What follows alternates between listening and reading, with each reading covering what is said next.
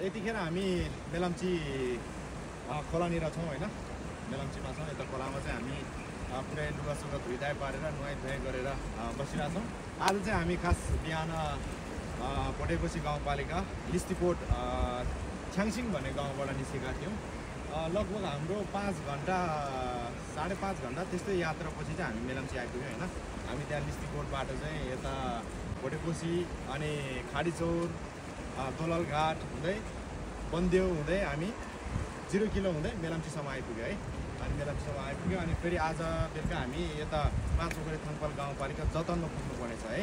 अनि त्यही भएर चाहिँ हामी घर जान नपाएर लुगासुगा यहीँ मेलम्ची खोलामा धुइधाइ पारेर होइन नुहाइधुवाइ गरेर चाहिँ भोलिको कामको लागि अब हामी जतन जानेछौँ। र जतनपछि पनि हाम्रो 1-2 इभेन्ट बाँकी नै छ 31 गतिको, त्यो पनि हामीले गर्ने नै छौँ। तर एकदमै समय चाहिँ कम भएको कारणले गर्दा हामीले बाटोमै पर्ने यो मेलम्ची खोलामा चाहिँ नुहाइधुवाइ गरेर लुगासुगा धुएर एकदमै रेडी भएर हामी